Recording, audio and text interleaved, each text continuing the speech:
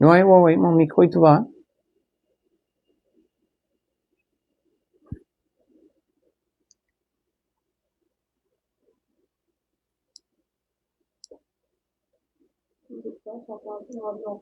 Mm-hmm.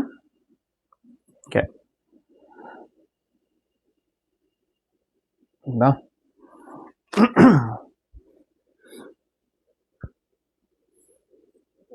Ouais, on doit être correct.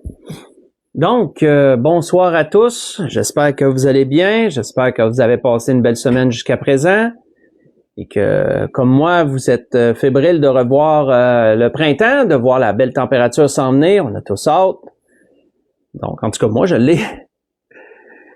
Et donc, oui. Avant de débuter, je vais nous conduire en prière, comme à l'habitude. Et ensuite, on pourra enchaîner avec ce que l'Esprit m'a donné pour nous ce soir. Éternel mon Dieu, en Jésus notre Sauveur et Seigneur, on vient vers toi, on vient, Père du ciel, te remercier pour tes bienfaits, tes bontés, te prier de nous pardonner dans toutes nos fautes, te remercier pour la grandeur de ta patience envers nous, la grandeur de ta grâce, de ta bonté, t'implorer, Dieu du ciel, de nous guider, de nous diriger dans tes voies, de nous aider, Seigneur, à toujours aligner nos raisonnements avec les tiens, et ne pas, Père éternel, ne pas, Père, aller contre toi en quoi que ce soit. Te prions, Père, de bénir cette soirée, de bénir ta parole dans nos cœurs, de nous accorder, Seigneur, d'être attentifs et de la mettre en pratique et de la recevoir. Te prions pour tes pasteurs de remplir chacun de leur bouche de ta parole afin que tous tes enfants soient instruits. Donne-nous, Seigneur, de bien recevoir ta parole et de bien la méditer, Seigneur. Et nous te prions pour tous ceux qui sont perdus, qui ne sont pas sauvés. Ouvre leur cœur à ta parole et accorde-leur la grâce, Seigneur, mon Dieu, de croire en ton œuvre, de croire en Jésus, afin qu'ils puissent être sauvés eux aussi, Seigneur. Père Saint, nous remettons entre tes mains toutes choses et toutes les requêtes que nous t'avons adressées, nous les déposons au pied de ton trône de grâce, pour ceux qui sont malades et pour ceux, Seigneur, qui vivent des circonstances difficiles. C'est encore dans le précieux nom, béni Saint Jésus-Christ, qu'on t'adresse cette prière, qu'on te remercie pour tout et c'est pour ta gloire. Amen. Amen. Donc, pour ce que l'Esprit veut nous donner ce soir, je vais vous inviter à tourner dans Jean chapitre 19. On pourra lire à partir du verset 23 au verset 30. Dans l'Évangile selon Jean chapitre 19, verset 23 au verset 30.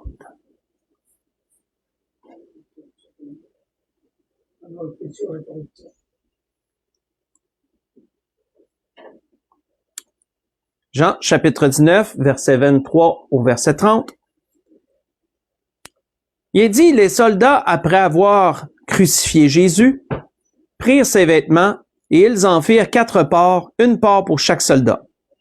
Ils prirent aussi sa tunique, qui était sans couture, d'un seul tissu, depuis le haut jusqu'en bas. Ils dirent entre eux, ne la déchirons pas, mais tirons au sort à qui elle sera. Cela arriva afin que s'accomplisse cette parole de l'Écriture. Ils se sont partagés mes vêtements et ils ont tiré au sort ma tunique. Voilà ce que firent les soldats. Près de la croix de Jésus se tenait sa mère et la sœur de sa mère, Marie, femme de Clopas, et Marie de Magdala. Jésus, voyant sa mère et auprès d'elle le disciple qu'il aimait, dit à sa mère, « Femme, voilà ton fils. » Puis il dit au disciple, « Voilà ta mère. » Et dès ce moment, le disciple la prit chez lui. Après cela, Jésus, qui savait que tout était déjà consommé, dit, afin que l'Écriture soit accomplie, « J'ai soif. » Il y avait là un vase plein de vinaigre. Les soldats en remplirent une éponge, et l'ayant fixée à une branche d'hysope, ils l'approchèrent de sa bouche. Et quand Jésus eut pris le vinaigre, il dit, « Tout est accompli. » Et, baissant la tête, il rendit l'esprit. On va arrêter ici. Donc, quand nous considérons, frères et sœurs, ces derniers instants de la vie de Jésus sur la croix, on réalise que même sur la croix, il s'est passé quand même beaucoup de choses. on voit que même sur la croix, Jésus continuait à accomplir des prophéties qui avaient été mentionnées sur sa personne. Même sur la croix, la première chose que Jésus a fait, c'était de demander à son Père de pardonner ceux qui l'y avaient placé, ceux qui avaient causé ce sacrilège-là, que lui doive mourir sur la croix, lui qui était juste, doivent mourir sur la croix. Oui, c'était dans le plan de Dieu, mais ceux qui ont fomenté, qui ont comploté pour faire que cela arrive, un grand jugement pèse sur eux à cause de cela. Et Jésus demandait à son Père de les pardonner. Pardonne-leur, Père, ils ne savent ce qu'ils font. On voit que même sur la croix, Jésus a pris le temps de sauver l'une des personnes qui était à sa droite ou à sa gauche, qui était auprès de lui. Le brigand qui s'est repenti, celui qui a repris l'autre et qui a demandé à Jésus de se souvenir de lui quand il viendrait dans son règne. Jésus lui a dit, aujourd'hui même, tu seras avec moi dans le paradis. On voit que même sur la croix, Jésus a pris le temps de prendre soin de sa mère, de prendre soin de l'avenir de sa mère. Jésus a dit à Jean, maintenant Jean, c'est ta mère. Et il a dit à sa mère, maintenant, lui est ton fils. Et Jean a compris le message, parce que la Bible nous dit qu'à partir de ce moment-là, Jean l'a pris chez lui et il a pris soin de Marie comme sa propre mère. On voit que Jésus a accompli beaucoup de choses et il a prononcé beaucoup de paroles afin que tout soit accompli, afin que les Écritures s'accomplissent. Et cette dernière parole, justement, qui est mentionnée, que Jésus a dite, résumait tout. Après toutes ces choses, Jésus a dit, tout est accompli. Et ensuite, la Bible nous dit qu'il rendit l'esprit, qu'autrement dit, il quitta son corps mortel, son vase, son corps de chair. Son esprit quitta son corps. Mais l'Esprit veut nous arrêter, frères et sœurs, ce soir sur cette dernière parole. Tout est accompli. Quand on regarde premièrement le mot, juste le mot accompli. En grec, le mot accompli, c'est téléo. Et téléo signifie que c'est terminé, c'est complété ou c'est réalisé. Ou accompli, bien sûr, comme le mot le dit. Donc, dans un premier temps, ce que Jésus disait quand il disait que tout est accompli, c'est que tout ce qu'il avait à faire était fait. Que la raison pour laquelle il était venu ici-bas était complétée, que pendant tout le temps de son pèlerinage ici-bas, ce qui devait être fait a été fait, et maintenant, tout était réalisé. Dans un premier temps, c'est ce que Jésus disait. Ça résumait d'ailleurs ce qu'il avait dit dans sa prière. On voit que dans sa dernière prière, pas besoin de se tourner, mais dans Jean 17, Jésus avait dit ceci. Il avait dit à son Père, je t'ai glorifié sur la terre, j'ai achevé, l'œuvre que tu m'as donnée à faire.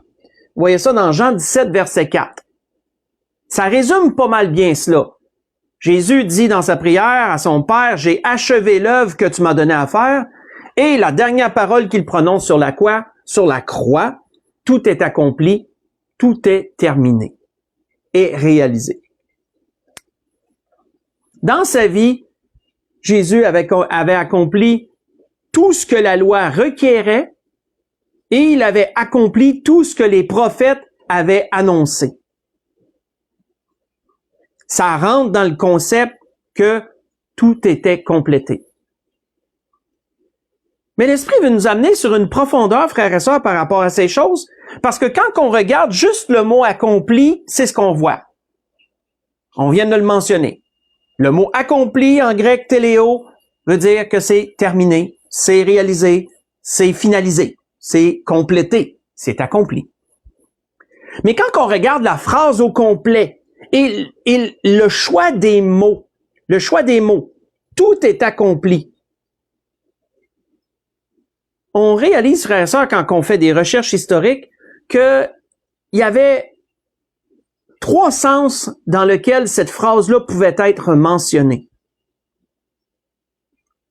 Et il y a vraiment une profondeur à aller chercher dans ces choses lorsqu'on analyse cela. Cette phrase au complet, « tout est accompli », se dit en grec « tétélestai ».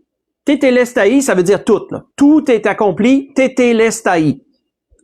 Et quand cette phrase était mentionnée, tétélestai, c'était dans 3 sens très particuliers. Premièrement, un sens commercial. Deuxièmement, dans un sens juridique et aussi dans un sens militaire. Dans 3 sens différents, on pouvait prononcer cette phrase-là, télétestai. Tétélestai, c'est ça. Quand on regarde chacun de ces sens, frères et sœurs, beaucoup de belles choses à aller chercher. On voit premièrement dans un premier sens, dans un sens commercial. On disait tétélestai, tout est accompli, lorsqu'une dette était entièrement acquittée. Ça, c'est dans un premier temps. Dans le monde des affaires, à ce temps-là, lorsque une dette était complètement remplie, on inscrivait sur la facture tétélestai. Tout est accompli. Que la dette, elle est entièrement payée, il n'y a plus rien à en redonner. Ça rejoint, frères et sœurs, beaucoup ce que l'apôtre Paul avait dit aux Romains, ça. Si vous voulez tourner avec moi dans Romains chapitre 6, allons voir cela. Qu'est-ce que l'apôtre Paul avait dit aux Romains à propos de l'œuvre du Seigneur Jésus, de ce qu'il a fait?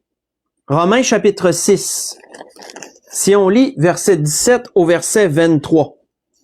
Romains chapitre 6, verset 17 au verset 23.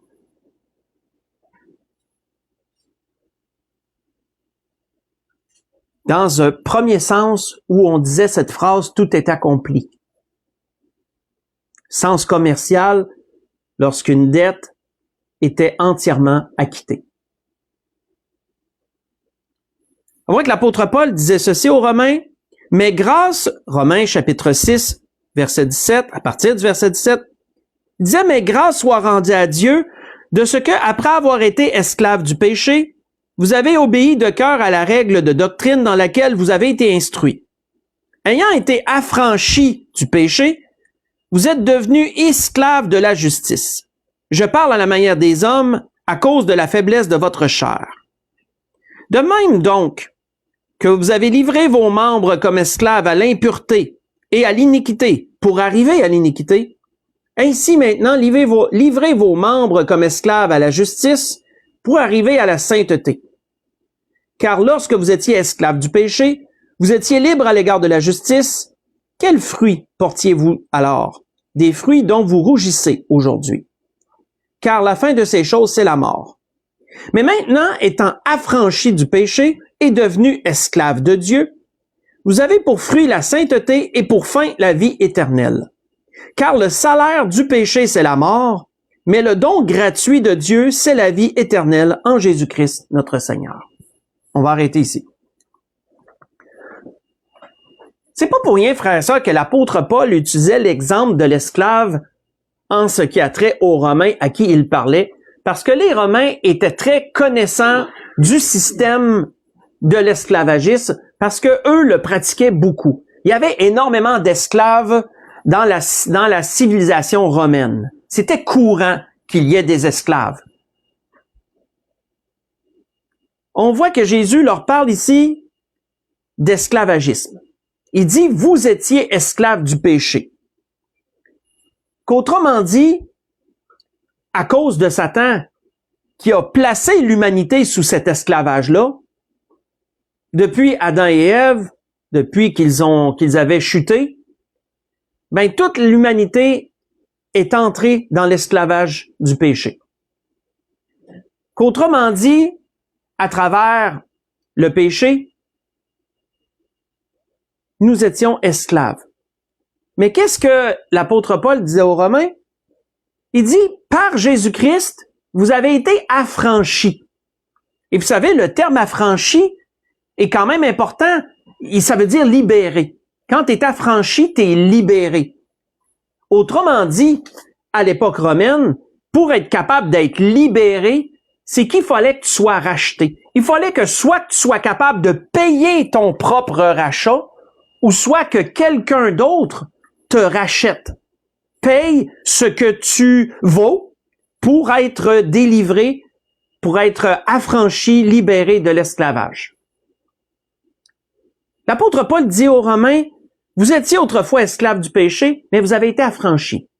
Il y a quelqu'un qui a payé votre dette en entier pour que maintenant vous soyez libérés du péché et plutôt esclaves de Dieu. Ce qui n'est pas du tout le même esclavage, en passant.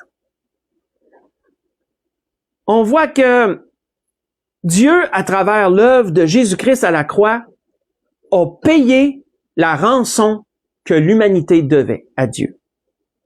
Une dette que chacun personnellement a et qu'il ne peut rembourser à Dieu. Que ce n'est pas une dette d'argent. Ce n'est pas en essayant d'amasser le plus grand trésor que tu pourrais amasser ici-bas, puis à dire à Dieu, voilà, j'ai amassé un tel montant, je me rachète. Non. On voit que dans les psaumes, c'est écrit, je me souviens plus où exactement, mais David le dit, que nul ne peut donner ni pour l'un ni pour l'autre le prix du rachat, parce que le rachat de leur âme est cher. Un seul peut racheter la dette, un seul a pu racheter la dette, et c'est Jésus, qui est venu et qui a donné sa vie comme rançon pour cette dette. De sorte que pour tous ceux qui acceptent Jésus comme leur sauveur et Seigneur, cette rançon-là s'applique à eux et devant Dieu, ils sont rachetés du péché. Ils sont maintenant affranchis du péché, ne sont plus esclaves du péché. Ils peuvent maintenant obéir à Dieu et hériter de la vie éternelle. Le Seigneur en avait parlé de ces choses dans une parabole.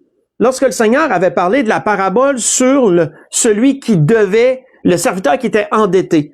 Vous voyez ça dans Matthieu 18, versets 23 à 34, pour ceux qui désirent la lire durant la semaine. Souvenons-nous de cette parabole du serviteur endetté. Que l'apôtre, que Jésus mentionnait que cet homme a été amené devant son maître parce qu'il devait, je crois de mémoire, 10 000 talents. Il devait une somme astronomique qu'il n'aurait jamais été capable de rembourser.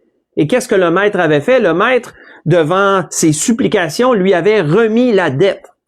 Lui avait remis sa dette. Souvenez-vous de ces choses. On voit que c'est un peu Jésus d'une façon... Jésus apportait ça sur le pardon, mais en même temps, Jésus démontrait que c'est ce que Dieu a fait pour tous les endettés que nous sommes devant lui.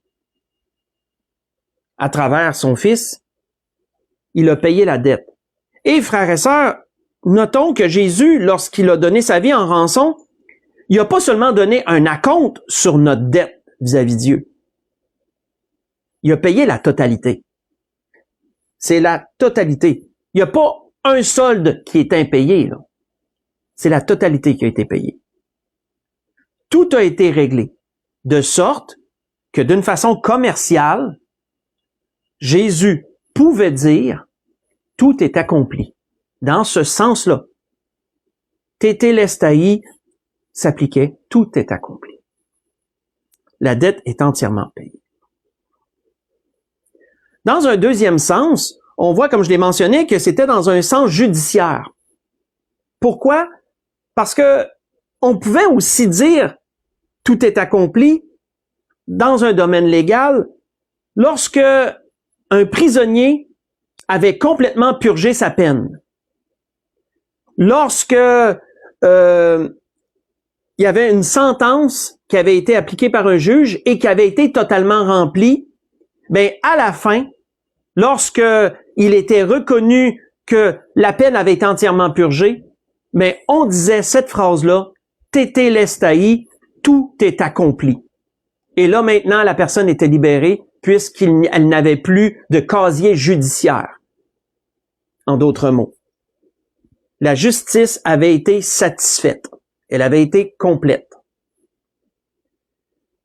Ça, il y a un prophète qui l'avait annoncé que devant Dieu, on était non seulement endetté, mais d'une façon légale, il y a une peine qui pèse sur notre tête. Il y a une peine qui pèse sur chaque être humain. Une peine de mort qui pèse sur chaque être humain à cause du péché. Un prophète avait très bien annoncé ce que Jésus allait faire dans sa venue dans ce sens, c'est le prophète Ésaïe. Si vous voulez tourner avec moi dans Ésaïe 53, on voit ce deuxième point. D'une façon judiciaire, qu'est-ce que Jésus a accompli? Dans Ésaïe chapitre 53, si on lit versets 4 à 6,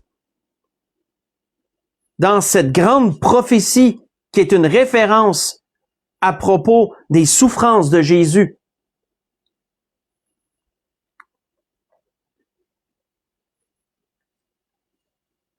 qu'est-ce qui est dit sur ce sens-là? Ésaïe chapitre 53, versets 4 à 6, on voit que le prophète annonçait, à propos de Jésus, il disait, « Cependant, ce sont nos souffrances qu'il a portées, et c'est de nos douleurs qu'il s'est chargé. Nous l'avons considéré comme puni, frappé de Dieu et humilié. Mais il était blessé pour nos péchés, brisé pour nos iniquités. Le châtiment qui nous donne la paix est tombé sur lui, et c'est par ses meurtrissures que nous sommes guéris. Nous étions tous comme des brebis, chacun suivait sa propre voie, et l'Éternel a fait retomber sur lui l'iniquité de nous tous. » On va arrêter ici. Donc, si le prophète avait annoncé ces choses, c'était pour démontrer comment que Jésus avait accepté de subir le châtiment qui nous incombe à notre place. Étant pécheur, il aurait été entièrement juste et normal devant Dieu que nous mourions pour notre péché, que nous soyons châtiés de la pire des façons et que ça l'aurait même pas remboursé la dette. Ça l'aurait même pas permis de purger la peine. Ça aurait été simplement justice. Ça aurait été simplement justice aux yeux de Dieu. À cause du péché. Mais Jésus, la Bible nous dit quoi? Jésus a pris sur lui nos faiblesses. Il a pris sur lui nos faiblesses et les a portées à la croix. Et on le sait, l'apôtre Paul l'avait dit aux Galates que la croix est une malédiction. Et qu'est-ce que Jésus a fait en apportant nos péchés à la croix? Il a maudit le péché sur la croix. Et lui a été le vaisseau qui a apporté cela à la croix. Mais un peu comme un bœuf, excusez-moi de le dire comme ça, va traîner une charge, Jésus a traîné la charge de nos fautes. Et c'est pourquoi que le prophète disait que le châtiment de Dieu est tombé sur lui, à cause de nous, à cause de nos fautes. Jésus a purgé la peine. Jésus a été celui qui a permis que justice devant Dieu soit entièrement faite. On voit que l'apôtre Paul en avait également parlé aux Romains de ce point-là. Faites juste écouter toujours. L'apôtre Paul en avait aussi encore parlé aux Romains, mais de ce point précis-là.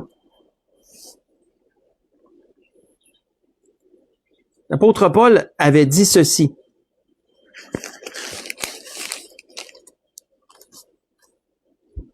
Il avait dit, « Car lorsque nous étions encore sans force, Christ, au temps marqué, est mort pour des impies.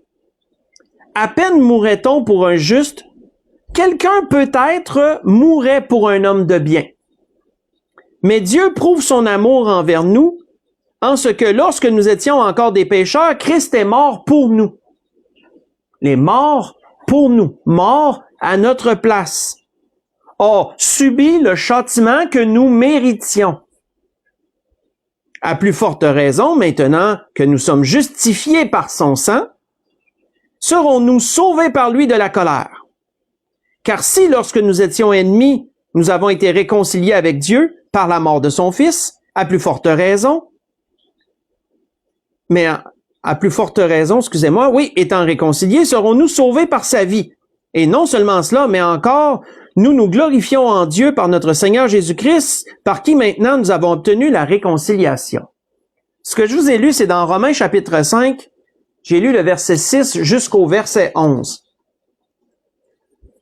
Donc, on voit que dans ce deuxième temps, dans ce deuxième sens, parce que Jésus a accompli totalement la justice de Dieu, qu'il a purgé la peine à notre place, ben, il a pu dire, tout est accompli. Tétélestai, tout est accompli. Parce que dans un sens judiciaire, c'était ce qu'on disait lorsqu'une peine était entièrement purgée. Mais comme je l'ai mentionné, on en parlait aussi dans un troisième sens, dans un sens militaire. Et dans le domaine militaire, on disait tout est accompli lorsqu'une bataille avait été gagnée et que la victoire était totale et complète. Lorsqu'il y avait eu une grande guerre et que maintenant elle était terminée et que la bataille avait été remportée, un général pouvait dire Tétélestai, tout est accompli. La victoire, elle est là et elle est complète. C'est ce que l'apôtre Paul avait dit aux Romains à propos du sacrifice, aux Corinthiens, excusez-moi, à propos du sacrifice de Jésus. Si on va voir dans 1 Corinthiens 15, voyons ce que l'apôtre Paul disait sur cela. Sur ce troisième sens, le sens militaire, de victoire. Là. Qu'est-ce que l'apôtre Paul avait dit aux Corinthiens? Dans 1 Corinthiens 15, l'apôtre Paul avait élaboré aux Corinthiens sur le mystère de la résurrection des justes, lorsqu'il y aura l'enlèvement de l'Église. Qu'est-ce qu'il disait sur cela? 1 Corinthiens, chapitre 15. À propos du mystère de la résurrection et de l'enlèvement.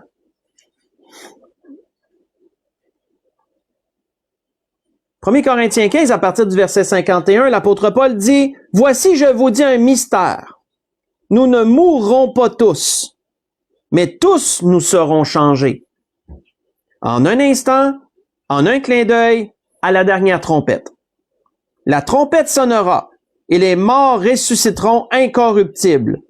Et nous serons changés. Car il faut que ce corps corruptible revêt l'incorruptibilité, et que ce corps mortel revêt l'immortalité. Lorsque ce corps corruptible aura revêtu l'incorruptibilité, et que ce corps mortel aura revêtu l'immortalité, alors s'accomplira la parole qui est écrite. La mort a été engloutie dans la victoire. Ô mort, où est ta victoire? Ô mort, où est ton aiguillon? Car l'aiguillon de la mort, c'est le péché. Et par la puissance du péché, c'est la loi. Mais grâce soit rendue à Dieu qui nous donne la victoire par notre Seigneur Jésus-Christ. Ainsi, mes frères bien-aimés, soyez fermes, inébranlables, travaillant de mieux en mieux à l'œuvre du Seigneur, sachant que votre travail ne sera pas vain dans le Seigneur.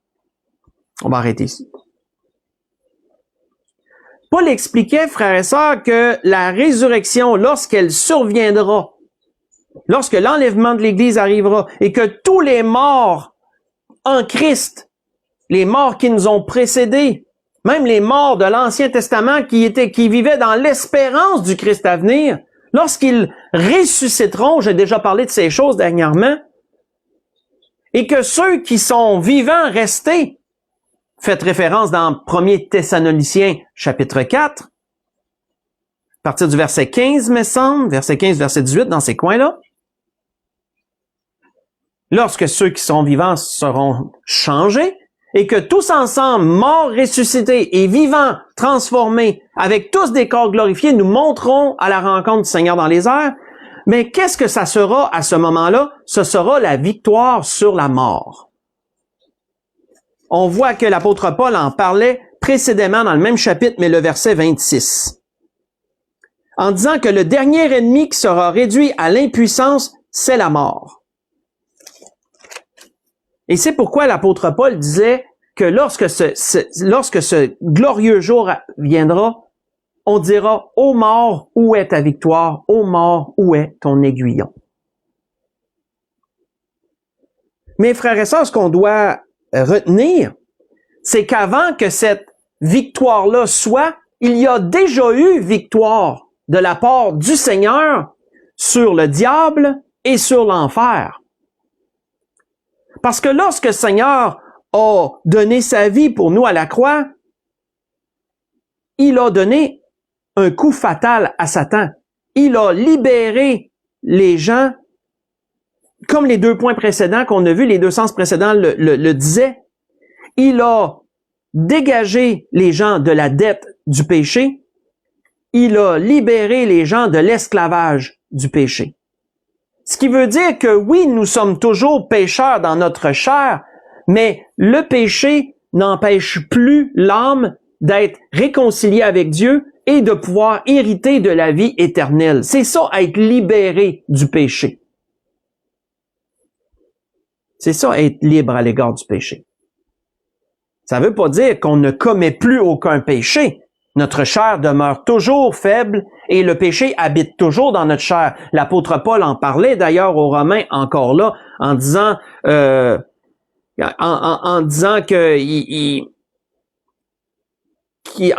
demandant qui le délivrerait de ce corps de mort, en parlant de sa propre chair. Mais, comme Jésus le disait ici aux Corinthiens, il y aura victoire sur la mort parce que le dernier ennemi à être vaincu sera la mort. Mais, pour qu'il y ait cette victoire-là, c'est parce qu'il y a déjà eu victoire sur le diable, qui a amené la mort, et sur le péché qui a été l'instrument de la mort. Et l'enfer qui est la finalité de la mort. On voit que l'apôtre Paul mentionnait cela aux Corinthiens à propos de cette Colossiens, excusez-moi, faites juste écouter, à propos de cette précédente victoire, là qu'il y a eu sur le diable, pour qu'il y ait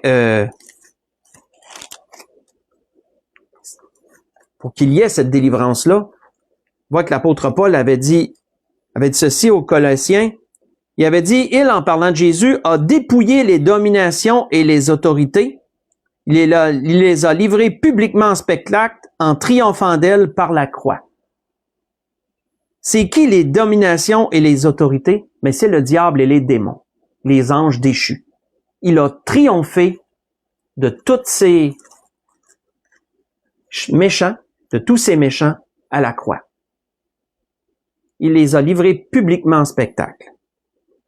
Il a triomphé d'elle à la croix. La croix n'est pas une malédiction pour le chrétien, elle est une délivrance. La croix est une victoire. Autant que comme l'apôtre Paul disait aux Corinthiens chapitre 2 de mémoire, là je le dis de mémoire, autant que pour les Juifs, la croix était symbole de malédiction et pour les Grecs, elle était un signe de folie. Mais pour les chrétiens, pour ceux qui sont nés de nouveau en Jésus-Christ, la croix, c'est une victoire. C'est la victoire sur la mort et sur l'enfer. C'est la victoire sur le diable. Et cette victoire que le Seigneur a amenée sur le diable et sur l'enfer nous permet aujourd'hui d'être victorieux dans un monde qui est déchu et dans un monde qui est corrompu, qui est sous l'influence du malin.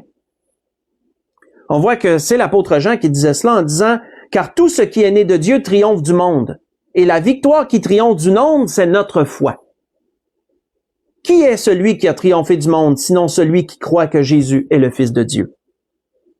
Vous voyez ça dans 1 Jean 5, versets 4 à 5. Avons-nous déjà pensé à ça, frères et sœurs, que lorsque nous croyons en Jésus-Christ, au message annoncé, en Jésus-Christ, comme Sauveur et Seigneur, nous passons de la puissance de Satan à Dieu. Nous avons triomphé du monde. Pour tous ceux qui ont donné leur vie au Seigneur Jésus, vous avez triomphé du monde. Parce que le but du diable est de garder le monde dans le péché, de garder les gens esclaves, de les garder endettés vis-à-vis de Dieu. Parce que du fait qu'ils sont endettés vis-à-vis de Dieu et qu'ils sont esclaves du péché, leur fin est l'enfer, elle est la condamnation éternelle, c'est la mort au final. C'est la mort non seulement physique, mais également spirituelle. C'est la finalité, c'est la séparation d'avec Dieu. Mais lorsqu'on vient à Dieu à travers Jésus-Christ, nous avons la victoire sur le monde. Nous avons la victoire sur le diable. Nous avons la victoire sur l'enfer. Puisque nous ne sommes plus sous la condamnation. Nous sommes sur le chemin de la vie éternelle. Pourvu que nous conservions jusqu'à la fin la pleine espérance qu'on a reçue. C'est tellement merveilleux, frères et sœurs, et tellement grand. Mais à cause de cela, à cause de ce sens également militaire, où Jésus a triomphé et a amené une victoire complète et décisive sur le diable et sur l'enfer, et éventuellement sur la mort aussi, Jésus a pu dire, tout est accompli. Tétélestai. Et c'était ce que l'Esprit voulait nous dire, frères et sœurs, ce soir. Que cette parole que Jésus a prononcée à la croix, elle est tellement plus profonde que juste son sens propre que j'ai mentionné en introduction, téléo, qui veut dire simplement que c'est terminé, que c'est réalisé, que c'est complété. On voit que quand on prend toute la phrase et le contexte dans lequel elle était dit, il y a tellement plus profond à aller chercher dans ces choses, et c'est ce que l'Esprit a voulu nous dévoiler ce soir. Pour conclure, on va aller dans Hébreux chapitre 2 pour conclure. Hébreux chapitre 2. On va lire du verset 7 à 9 pour conclure. Hébreux chapitre 2, versets 7 à 9.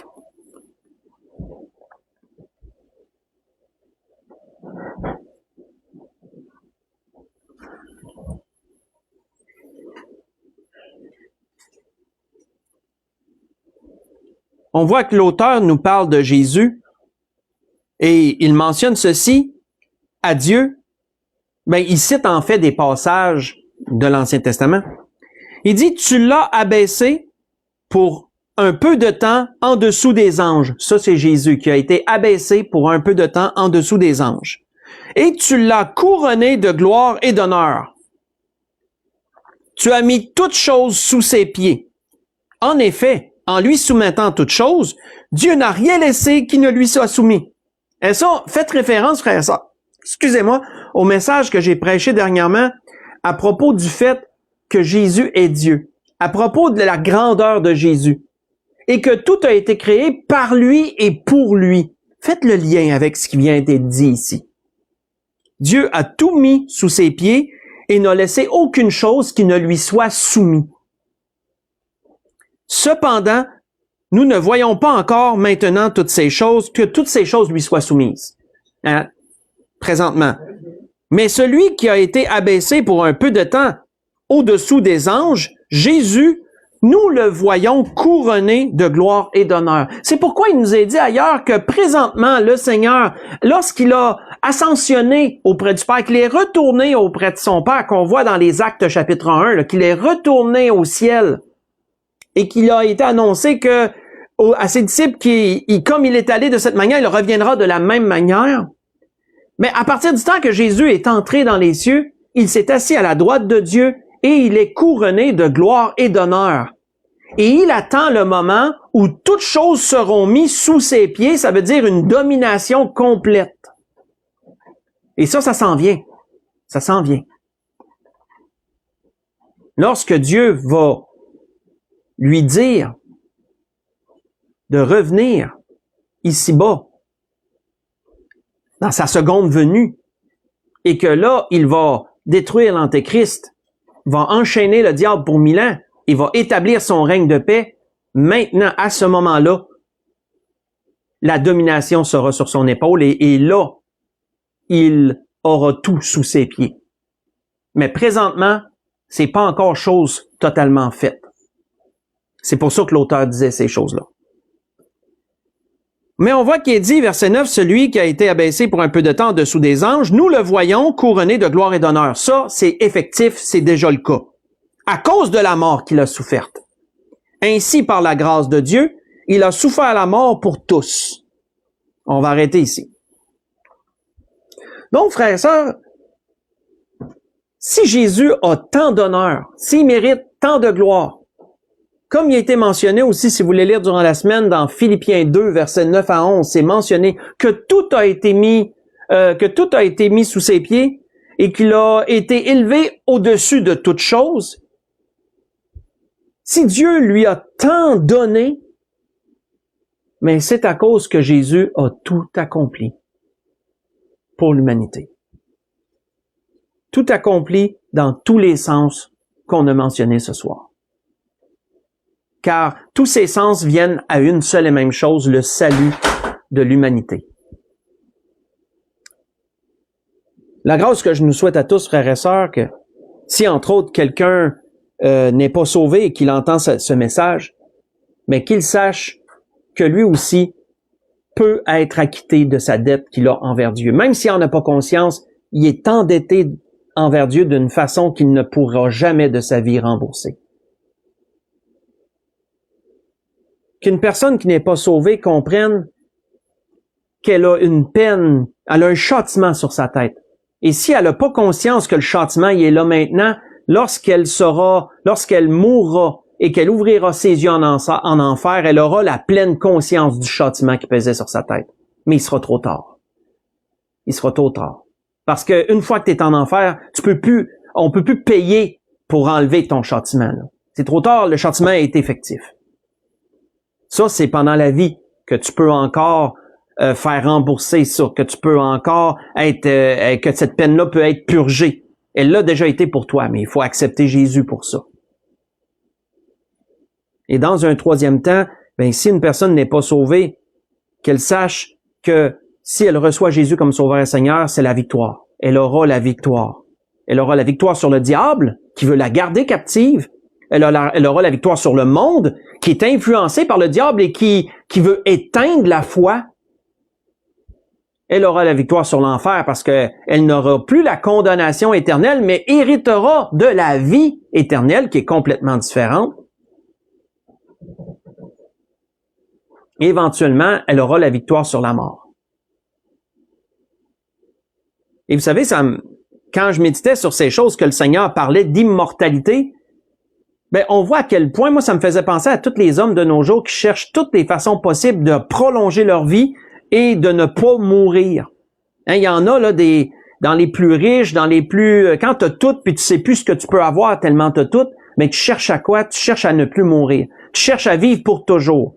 Certains croient l'avoir à travers la digitalisation, autrement dit, ils veulent transférer leur esprit dans le numérique, puis ils pensent qu'ils pourront vivre éternellement à travers des circuits, mettons, à travers un disque dur que leur mémoire serait téléchargée, mettons, ou quelque chose. Là, je parais divaguer un peu, là.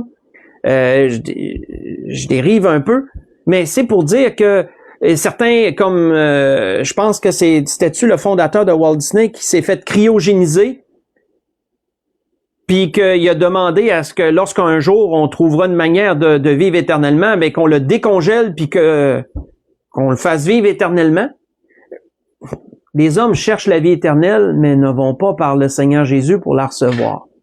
Et pourtant, il est clairement dit dans la parole que tous ceux qui viennent au Seigneur Jésus hériteront de la vie éternelle. C'est la seule façon de l'avoir. Il n'y en aura pas d'autre. C'est à travers Jésus-Christ. Donc, j'ai divagué un peu, mais là, c'était pour recentrer sur ce troisième point. Avoir la victoire sur la mort. La victoire sur la mort. Donc, la grâce que je nous souhaite à tous dans toutes ces choses, méditons sur ces belles paroles, surtout dans cette période de Pâques, méditons sur ces belles paroles que Jésus a dit, que tout est accompli dans tous les sens qu'il a voulu le mentionner. Donc, je voudrais vous souhaiter à tous et à toutes une belle fin de soirée, un bon restant de semaine, que le Seigneur vous bénisse, qu'il vous dirige en toutes choses, en tous vos besoins, et on va se dire à dimanche. Donc, soyez bénis, bonne fin de soirée.